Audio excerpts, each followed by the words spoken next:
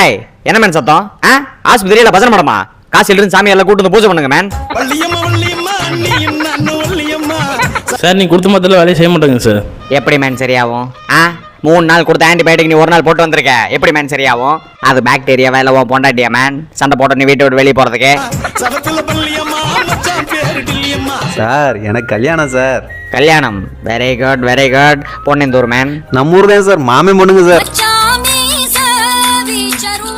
ஏய் இடியட், சொந்தத்துக்குள்ள கல்யாணம் பண்ணா பிறக்க போற குழந்தை கை கால் மூளை நீ ஏதாவது ஊனமா பிறக்குன்னா எவன்டா கேக்குறீங்க? சார் இப்படிலாம் சொல்லி எங்களை பிரிக்க பாக்குறீங்களா? சொந்தன்றது தொப்புள் கொடி மாதிரி.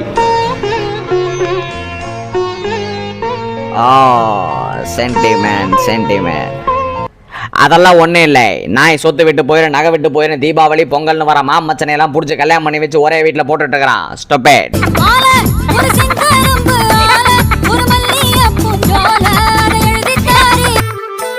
ஹாய் என்ன மேன் இது காலில்?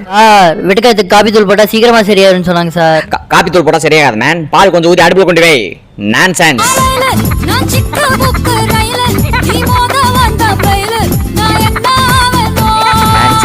என்ன மேன் இது ரோட்ல இருக்க வேண்டிய கல்லெல்லாம் வயிற்றுல இருக்கு.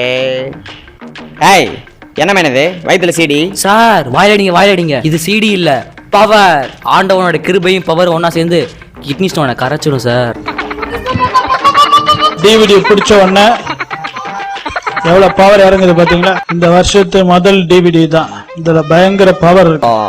அப்புறம் ஏமா ஆஸ்பத்திரி வந்த? பட் இருந்தாலும் யூரின் போகிறப்ப லைட்டா வலிக்குது சார். நீ ஒன்று பண்ண மேன், ரிச்சி சீட்டு போயிட்டு ஒரு டிவிடி பிளேயர் ஒன்று வாங்கி அந்த சிடி போட்டு கேளு மேன், எல்லாம் சரியாயிடும்.